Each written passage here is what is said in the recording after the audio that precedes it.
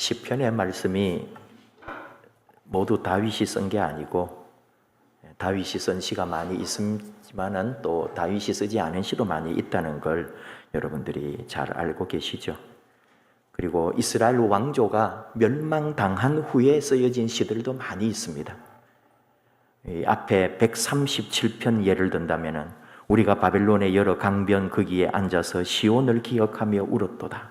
그 중의 버드나무에 우리가 우리의 수금을 걸었나니 이는 우리를 사로잡은 자가 거기서 우리에게 노래를 청하며 우리를 황폐하게 한 자가 기쁨을 청하고 자기들을 위하여 시온의 노래 중 하나를 노래하라 함이로다. 우리가 이방 땅에서 어찌 여호와의 노래를 부를까? 바벨론의 포로가 되어 끌려와서 살아갈 때에 예루살렘이 그립고 고국이 그리워서 그 나라를 생각하면서 바벨론 강가에 나가 기도를 했단 말입니다. 그때 바벨론 사람들이 이 히브리 사람들을 조롱하는 거죠. 나라도 없고 포로 생활하면서 자기들끼리 모여가지고 뭐 하는지 한번 보자. 자기 신들에게 뭐 섬긴다 그러네. 자기들 문화를 이어간다 그러네. 자기들끼리 뭐 교육을 한다고 그러네. 뭐 하고 있는 거야? 야, 노래 한번 불러봐라. 거기 걸어놓은 그 악기는 뭐냐? 한번 연주 좀 해봐. 우리를 한번 좀 기쁘게 해봐. 똑바로 안 하면은 재미없다. 한번 들어보자.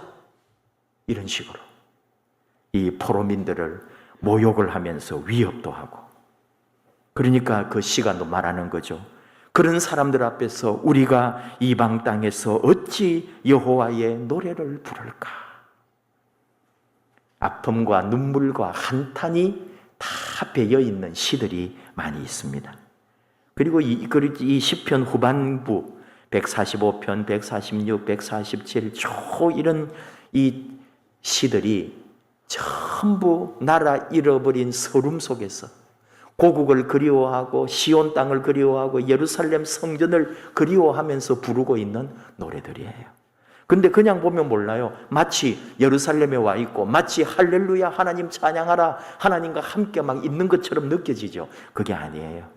언제 고국에 갈지, 언제 이스라엘을 향하여 나아갈지, 아니 언제 우리가 포로에서 해방이 될지 아무런 소망이 없는데 이들은 노래하는 거예요. 하나님의 시간을, 하나님의 때를 기다리면서, 그리고 고국으로 돌아가게 될 날을 바라보면서 이렇게 할렐루야 하나님을 찬양하라고 하면서 노래하고 있습니다. 그래서 귀한 거죠. 모든 상황은 절망적인데 들어본 소리는 있어요. 부모님으로부터 할아버지로부터 들은 얘기가 있어요. 70년이 되면은 고국으로 돌아가게 될 것이다. 근데 하나도 역사 안에는 아무런 일도 일어나지 않는데요. 더 고통스럽고 더 힘들고 이제 도리어 2세, 3세들은 완전히 이 나라에 정착하고 그 나라의 문화, 그 나라의 언어, 그 나라 사람들하고 결혼도 하고 아예 이제는 정착했는데요. 다시 예루살렘으로, 다시 이스라엘로 돌아가라 그런들 별 의미가 없는데요. 근데 그러나 이 사람들 중에는 하나님을 찬양하고 예루살렘을 그리워하고 고국으로 돌아가려고 꿈꾸고 소망을 가지고 있던 사람들이 있었다 하는 말입니다. 예를 들면은 꼭 맞는 예는 아니지만 미국의 이민간 우리 어른들이 있잖아요. 그리고 지금은 벌써 3세들이 나와 있어요. 그러니 몇십 년이 지나고 이러면은 그 나라가 더 익숙한 거예요. 돌아올 이유가 없죠. 히브리 사람들도 마찬가지입니다. 이스라엘 사람들 똑같습니다. 돌아올 필요가 없는 그 나라에 이미 정착이 됐는데요. 그런데 노래했다 이 말이에요. 하나님을 찬양하라. 오늘 147편 우리가 중간의 부분만 읽었지만 1절부터 마지막 절까지 다 오늘 우리에게 주신 말씀이에요. 아무것도 없는데 할렐루야 여호와를 찬양하라 하면서 노래합니다. 그러면서 하나님을 찬양하는 일이 선함이요 찬송하는 일이 아름답고 마땅하도다 하면서 하나님을 노래하고 있는 거죠. 하나님의 사랑, 꿈을 꿉니다. 여호와께서 예루살렘을 세우시며, 가보지도 않았는데요. 그런데 그 나라를 생각하는 게 성벽이 무너졌다 그러고 예루살렘 성전이 다 파괴됐다 그러고 아버지로부터 할아버지로부터 들은 그 이야기, 우리가 반드시 고국으로 돌아가고 우리가 예루살렘에 가서 성전을 세우고 예루살렘 성벽을 다시 공사하고 나라를 다시 일으킬 것이다. 그렇게 듣고 배우고 꿈꾸고 있는 대로 하나님 앞에 기도하면서 노래하는 거예요. 하나님께서, 여호와께서 예루살렘을 세워주실 거다. 이스라엘의 흩어진 자들을 모아주실 거다. 흩어진 자, 바벨론만 포로로 끌려온 게 아니에요. 나라가 망해버렸고 왕이 없어져 버리고 도시가 다 파괴돼 버렸는데 수많은 백성들이 살 길이 없어서 그 주변에 수많은 나라들로 다 흩어져서 살고 있었다 이 말이에요. 근데 그날이 오면, 예루살렘에 우리가 돌아가는 그날, 하나님께서 온 나라에 흩어져 있는 우리 이스라엘, 우리 히브리 백성들을, 하나님의 자녀들을 다 불러 모아 주실 거다. 그런 꿈을 꾸면서 하나님의 회복을 하나님께서 해주실, 그 고쳐주실 은혜를 노래하는 거죠. 3절에 상심한 자들을 고치시며 그들의 상처를 싸매시는도다. 앞으로 일어날 일을 꿈꾸고 소망하면서 부르고 있는 노래예요. 그 노래가 그대로 이루어지는 거예요. 별들의 수요를 세시고 그 이름을 다 부르시는 하나님, 그 위대하심, 그 능력, 그 지혜가 무궁하시도다 노래하는 거죠. 하나님이 이 천지를 창조하시고 그 별들까지도 다 하나님이 이름까지 부르시고 그 모든 수요까지도 다 세신다. 마찬가지예요. 뭘요? 우리를, 하나님의 자녀를, 하나님의 백성을 하나님이 지금은 연단시키느라고 이 70년 포로 생활을 주셨지만 우리가 해방되어 가는 그날 하나님이 우리의 이름을 부르시고 우리 각 영혼을 살리시고 나라를 세우시고 성벽을 일으키시고 하나님의 성전, 예루살렘 성전을 새롭게 만들어 주실 거다. 그런 노래를 하고 있습니다. 그러면서 6절, 여호와께서 겸손한 자들은 붙드시고 악인들은 땅에 엎드러 뜨리시는도다. 바벨론 제국은 땅에 엎드러지게 될 거다. 바벨론 제국은 완전히 납작하게 될 거다. 겸손하고 지금은 우리가 억눌리고 지금은 약하고 지금은 눌리고 지금은 무릎 꿇고 있지만 우리를 하나님은 붙들어 주신다. 일으켜 주신다. 옆에 세워 주신다. 하나님이 동행해 주신다. 그런 말이죠. 그러므로 7절 오늘 우리에게 주신 말씀, 감사함으로 여호와께 노래하며 수금으로 하나님께 찬양할지어다.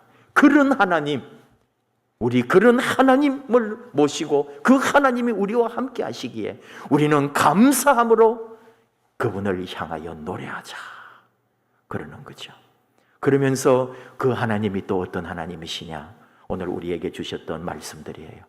구름으로 하늘을 덮으시고 우는 까마귀 새끼에게도 먹을 것을 주시고 때를 따라 비를 준비하셔서 풀들이 자라게 하시는 하나님. 하나님이 다 먹이시고 입히신다 이거예요.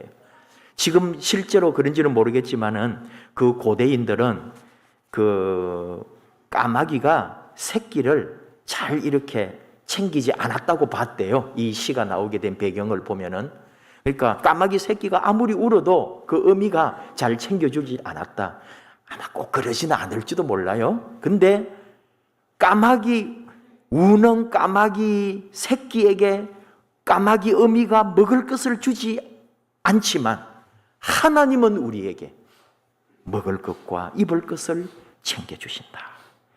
하나님은 그 새끼가 울고 있을 때 그 새끼조차도 먹이시는 하나님이시다. 그러므로 우리도 먹이시고 입히시는 하나님이다. 그 말을 하는 거죠. 그리고 또 하나 우리에게 말해줍니다. 하나님은 말에 힘이 세다고 기뻐하지 않는다. 뭘까요? 우리 가진 거, 우리 소유, 우리 능력, 우리 자랑, 그게 아니고 사람의 다리가 억세다 하여 기뻐하지 않는다. 사람이 지 잘났다고 막 나서고 할 때 그거 가지고 하나님 기뻐하시는 게 아니다. 하나님의 기쁨은 어디 있느냐? 11절, 자기를 경외하는 자들과 그의 인자하심, 경외, 두려움 속에서 존중하면서 따르는 거죠. 그리고 인자하심은 사랑입니다. 긍휼입니다. 하나님을 두려워하고 하나님의 자비와 사랑을 바라보는 그 사람들을 기뻐하신다. 그러므로 하나님께 감사하라.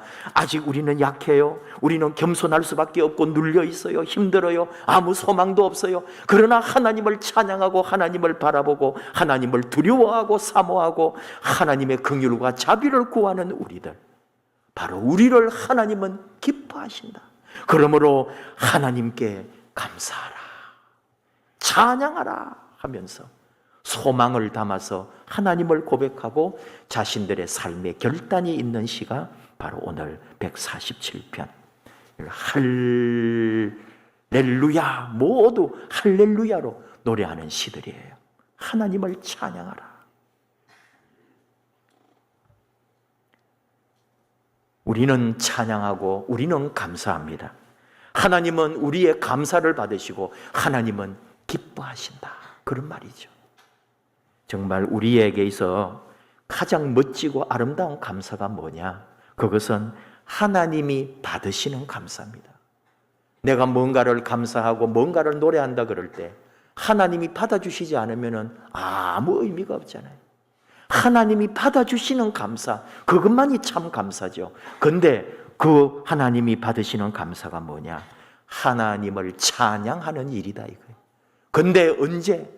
가장 고난의 자리, 아무 소망이 없는 자리, 상심하고 상처가 있고 흩어지고 그리고 아무도 알아주지 않는 그 자리에서 하나님을 찬양하고 하나님을 감사할 때 하나님은 우리를 고치고 싸매고 우리의 이름을 부르고 우리와 함께 하시고 우리를 세워주시고 우리를 붙들어 곁에 두신다. 그 하나님을 사랑하고 하나님께 감사할 때 하나님이 기뻐하시면서 우리가 올려드리는 감사를 받으신다는 거죠. 흑인 가운데 가장 오래 살았던 분이 있더라고요. 찰리 스미스라고 하는 흑인이 있었는데 130세에 돌아가셨어요. 오래된 얘기입니다. 1831년에 돌아가셨어요. 다시 말하면 이분은 미국의 흑인 노예의 자식으로 태어난 사람이에요. 태어나 보니까 노예예요. 얼마나 고통 속에, 학대 속에, 수많은 매질에 살아오는 세월에 20번 이상 실제로 죽어야 될 순간이 있었대요. 그 정도로 많은 고통을 받은 사람이에요. 굶주리기도 많이 했고요, 매도 많이 맞았고 남부와 서부를 다 헤매면서 다녔고 수많은 모욕도 당해봤고 그런 사람이에요. 그리고 130년을 살다가 죽었어요. 그래도 감사한 거는 그가 살아있을 때 노예 해방이 돼가지고 그 마지막 말년을 해방된 흑인으로 살았다는 거. 그리고 임종하기 며칠 전에 그 교회의 목사님, 스티븐슨 목사님이 신방을 왔어요. 그때 이 찰리 스미스가 목사님 앞에서 기도를 했습니다. 하나님 아버지, 저를 흑인으로 태어나게 하셨음에 감사드립니다. 고통스러웠던 노동도 감사합니다. 하나님, 당신이 130년 동안 언제나 제 옆에 계셨음에 감사합니다. 이렇게 그의 인생의 마지막 기도를 올려드렸어요.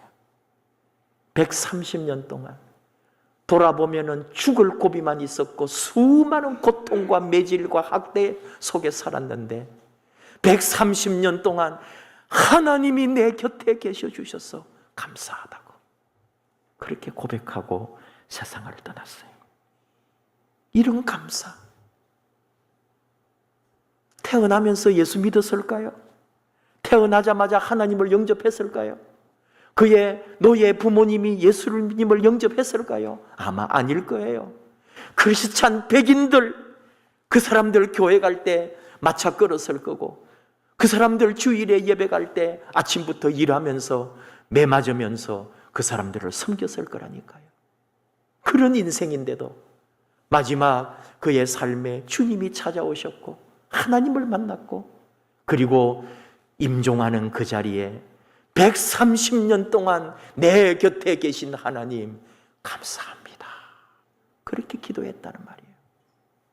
하나님이 그런 감사를 받으시는 거죠. 이분 글을 읽으면서 제가 또 주중에 제가 좋아하는 작가의 글을 다시 한번 꺼내서 읽은 건데, 강원도 출신 여성 작가예요. 지금은 이제 50이 넘은 작가가 됐는데, 강원도에서 살면서 넉넉하게 살았겠어요? 부모님이 다 밭농사하면서 감자농사하면서 살았단 말이죠. 억세게 살았던 거죠. 그래가지고 이제 이 작가의 글에 가락지 얘기가 나와요. 은가락지 얘기가. 이 은가락지가 뭐냐면은 엄마의 결혼 반지예요. 쌍가락지였대요. 은반지, 쌍가락지인데 엄마가 결혼하고 13년 만에 장만한 반지였습니다. 얼마나 가난했는지 결혼할 때 아버지가 결혼 반지도 못 해준 거예요. 결혼 13년째에 아버지가 결혼 반지라고 은 쌍가락지를 해준 거죠. 그리고는 이제 몇 년 있다가 엄마가 한번 호되게 아픈 적이 있었대요. 그래 병상에 있고 그렇게 하면서 이 딸이 이제 그때 어릴 때 엄마 옆에서 간호하고 이러는 중에 엄마가 어떤 마음에 감동이 왔는지 그 쌍가락지 중에 한 개를 이 딸에게 준 거예요. 그래서 그때부터 이 딸은 항상 이 엄마의 반지를 가지고 이제 사는 거죠. 그리고 지금 객지 생활하면서 엄마가 보고 싶을 때마다 그 반지를 꺼내가지고 자기 손가락에 끼워보고 엄마를 그리워하는 그런 얘기예요. 그런데 이 글을 쓰게 된 그날, 엄마가 보고 싶어서 반지를 꺼내가지고 반지를 보는데 지금 자기 나이가 엄마가 결혼한 지 13년째 되는 나이하고 같은 거예요. 엄마하고 체구도 비슷해요. 덩치 똑같아요. 모든 게 엄마하고 같아요. 발 크기며 손 크기며 사실 다 그렇게 생겼는데 엄마 반지를 새삼스럽게 끼면서 놀랐다 이거예요. 결혼 13년 만에 엄마가 반지를 장만했으니까 지금 자기가 그 30몇 살인데 반지가 안 맞는 거예요. 왜요? 엄마는 13년 동안 그 고된 그 억센 일을 하느라고 손가락 뼈마디가 다 굵어지고 손이 커지고 손이 거칠어지면서 반지가 엄청나게 큰 반지가 되어 있는 거예요. 그 반지가 자기 오른손 엄지 손가락에만 그래도 겨우 좀 큰 거기에 끼어야 되는 거예요. 얼마나 엄마가 더 그리운지, 내가 지금 살고 내가 지금 있는 이 모든 것이 이 엄마의 이 반지만 봐도 엄마가 얼마나 농사 짓고 고생하고 힘들고 엄마에 대한 그리움과 감사가 몰려오는 그런 얘기예요. 우리 어머니 얘기하려고 이 얘기하는 거예요. 여러분, 엄마나 아버지의 그 사랑이나 부모에 대한 감사가 어느 정도이실까요? 저는 이렇게 목회하면서 정말로 효자, 효녀들도 만나보고요. 또 너나 나나 참 인간 덜 됐다 싶은 자식들도 보고요. 저희 어머니는 돌아가시는 그날까지 저에게 잔소리를 하신 분입니다. 폭풍 잔소리를 참 잘하신 분이에요. 담임 목사가 된 날에도 잔소리를 하신 어머니이십니다. 담임 목사가 되자마자 한 달 만에 돌아가셔 버렸어요. 그 한 달 사이에 저한테 잔소리를 얼마나 하셨는지. 2002년에 제가 우리 교회 부목사 때에 우리 교회를 하루 방문하셨어요. 그 전날 이제 일부러 주일도 한번 예배도 드릴 겸 해서 뭐 금요일이나 토요일에 오신 거예요. 그래서 그날 이제 교회에 오셔서 예배도 드리고, 그날 제가 또 부목사로 이 자리에서 예배 인도를 했고요. 고 박승호 목사님이 이제 설교하셨고, 그날입니다. 그런 날이 있었어요. 여러분이 기억하시는 분들도 계시더라고요. 그리고 제가 이제 2003년에 이제 삼원교회로 담임으로 가게 되는데, 그 2002년 어머니가 오셔가지고 그날 예배를 드렸죠. 그날 오후에 저녁에 이제 집에서 어머니를 만났을 거 아닙니까? 예배 인도를 왜 그렇게 하냐고, 자세가 왜 그러냐고, 목을 왜 그렇게 빼고 했냐고, 어깨가 한쪽이 처졌다고, 얼마나 잔소리를 많이 하시는지요. 저는 저대로 이렇게 제가 예배 인도하는 것을 어머니가 어찌 볼 기회가 있겠어요. 그래서 그 36살 나이 다 우리 어머니까지 오셨고 예배 인도하느라고 정성으로 마음으로 기도하면서 내 나름대로 잘했는데, 그 어머니가 저의 어떤 모습 형태를 다 얘기하면서 그렇게 지적질을 많이 하고 가셨어요. 다시는 이제 교회에 한번 초대 안 한다, 정말 어머니가 다시는 와서는 안 되겠다, 그 정도로 그랬어요. 그리고 이제 담임으로 가서 계속 있었으면 어머니가 한번 살아 계셨으면 오셨을 텐데, 어머니가 교회 와보기도 전에 돌아가셨네요. 근데요, 왜 이 얘기를 생각을 했냐면은 맥주 감사주일이라. 이게 여러분, 지금 이 맥주 감사 때가 보리 수확할 때 우리나라도 5월 말 6월 초에 못 심기 전에, 이게 저희도 시골 농촌 아닙니까? 초중고 시절에 시골에는 농촌 마을은, 다른 데는 잘 모르겠어요, 농촌 마을은 가정실습이라는 이름으로 한 3일 정도 방학을 해줘요. 제일 힘들 때, 농사철 가장 힘들 때에. 근데 그때가 얼마나 요긴한지 몰라요. 그 아이들까지 초등학교 때부터, 국민학교 시절부터 중학교, 고등학교 때까지, 물론 저희도 이제 고등학교 한 2, 3학년 때는 가정실습을 주지도 않고 줬더라도 학교를 오게 한 것 같기도 하고 그래요. 어쨌든 어린 시절부터 중학교 또는 고등학교 한 1학년 때까지 반드시 가정실습 시간에는 저도 열심히 보리도 베고 벼도 베주고요. 그 이후에 이제 뭐 기계가 막 나오면서 바인더다, 콤바인이다 이런 게 나오면서 이제 뭐 일할 것도 많이 줄어들었겠지만, 제 때만 해도 다 손으로도 엄청나게 많이 했어요. 근데 지금 이때가 어머니하고 보리 벨 때 생각이 그렇게 나는 거예요. 얼마나 힘이 드는, 그날 왜 그렇게 힘드는지 모르겠어요. 흙이가 지고 토하고 싶고요, 더위까지 먹은 거예요. 여기는 따갑고요, 해가 막 내리쬐고 시리고, 막 보리 얼마나 까칠까칠하고 그 가루들, 그 찌꺼기들이 온몸에 들어와 있고요. 그리고 여러분, 해반 사람은 알 거예요. 먼지가 어마어마합니다. 코고 눈이고 막 새까매집니다. 그때 뭐 마스크를 하고 그런 게 어디 있어요? 그냥 하는 거니까. 손이고 막 장갑이고 얼마나 먼지가 많고 새까맣게 해가지고 일을 하는 거예요. 근데 14살, 16살 짜리가 일 한들 여러분 얼마나 하겠어요? 어머니가 다 하시다니까. 그렇게 갸냘프고 그렇게 약했던 어머니가 그 시골의 가난한, 예수 믿는다는 이유 하나만으로 믿는 집에 시집 와가지고 얼마나 고생을 많이 하고 다 손이고 뭐고 거칠어지고, 그렇게 살기를 원한 사람이 어디 있겠냐고요. 근데 오직 가정, 오직 자식, 저한테도 그렇게 우리 아들 좋아하는 말 한마디 안 했어요. 1등을 하고 100점을 받아와도 어머니는 칭찬을 안 했다니까요. 당연한 줄 아셨고요. 그래야 된다 그랬고요. 근데 지금 생각을 하는 거예요. 그 무드 위에서 일하시던 어머니가 생각이 나고, 그리고 정말 다정하게 사랑으로 칭찬까지 못 해주신 어머니를 생각하면서 생각을 하는 거예요. 그게 나를 키웠구나. 그게 사실은 어머니 사랑이었는데, 새삼스럽게 더 어머니에 대한 그리움, 어머니께 감사. 더 웃기는 거 하나 얘기합니다.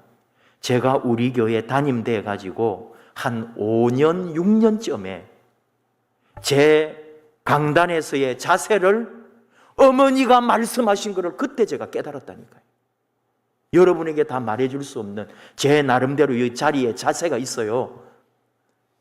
제가 그날 얼마나 놀랐는지 모릅니다. 어머니가 말씀하신 게 이거였구나. 제가 그때까지도 모르고 있었다니까. 십수년이 될 때까지.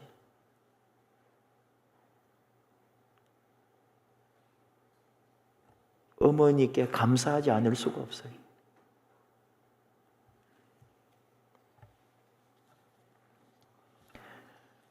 그리고 감사한 것은 여러분들입니다. 여러분이 없으면 목사가 없는 거예요. 여러분이 헌신하고 기도하고 교회 사랑하고 열심으로 수고해 주시고 뭐 이런 교회 무슨 이런 일이 있는데요 하면은 달려와서 뭘 고쳐놓고 뭘 수리해 놓고 뭐 어려운 거 있는데요 하면은 또 선교비도 같이 내고 이런 게 여러분 얼마나 감사하고 우리가 서로 함께하고 곁에 두신 하나님의 사람들 바로 우리 성도님들 여러분이 계시기 때문에 교회가 있고 목사도 존재하는 거고요. 우리 교회의 모든 사역들이 그렇게 뻗어가고 있더라 이거예요. 주님의 교회를 위하여 주님의 나라를 위하여 함께 섬기고 함께 일하는 여러분들 그래서 고맙고 귀하고 너무 감사한 거예요. 맥주 감사주일 해마다 얘기하지만 무슨 보리농사를 누가 짓는다고 시골에 아무도 이제는 보리농사 짓지 않더라고요. 그대로 논을 그냥 놀려놨다니까요. 의미가 자꾸 사라지는 거예요. 그래서 우리는 이 이스라엘 역사 속에서도 첫 번째 수확 그래서 우리는 전반기 수확으로 한 해의 반을 감사하는 기간으로 우리 맥주 감사주일의 의미를 좀 확대하는 거예요. 그리고 이제 앞으로 7월부터 또 마지막 추수감사 때가 올 때까지 한 해의 후반기를 맡기고 전반기는 감사하고 아직 오지 않은 새날을 바라보면서 하나님에게 영광 돌리는 날이 오늘 이 시간. 하나님은 그 속에 역사하신다 이거죠. 이스라엘 백성들 앞으로 아무것도 모릅니다. 언제 해방이 되는지 약속은 있다 그러는데 선지자가 70년 후에는 돌아올 것이라고 했다는데 돌아올 기미는 아무것도 안 보이는데 우리는 몰라요. 그런데 하나님은 역사를 뒤엎어버리시더라고요. 바벨론 제국이 멸망해 버리는 거예요. 다른 제국이 들어오는 거예요. 역사가 뒤집어졌다니까요. 그리고 새롭게 된 제국은 친화 정책으로 포로로 끌려온 수많은 민족들을 각자 자기 나라로 귀환하도록 역사를 바꾸어 버리시는 거예요. 이스라엘 사람들이 했어요? 그걸 위해서 수고하고 노력했어요? 아닙니다. 해방하려고 고국으로 돌아가려고 뭐 쿠데타를 일으킨 게 아니에요. 제국이 멸망하고 다른 제국이 들어와서 다시 고국으로 돌아가라고 그 후손들을 보내주더라 이거예요. 하나님이 하신다 이 말입니다. 우리 인생 똑같습니다. 내일 아무도 몰라요. 내 인생 앞으로 어떻게 될지 걱정하고 두려워합니다. 답답해합니다. 내일 아무도 모릅니다. 하나님이 하십니다. 하루아침에 하나님이 바꾸어 버리신다니까요. 하나님이 데려다 놓으시고 하나님이 세우시고 하나님이 기적을 베푸신다고요. 언제? 고난의 자리, 아픔의 자리, 상처의 자리에서 할렐루야 여호와를 찬양하라. 우리 하나님께 감사함이 마땅하도다. 노래하며 기도하며 나아갈 때 여러분이 주님의 교회 일 자랑하려고 일합니까? 아니잖아요. 아무도 그런 사람 못 봤어요.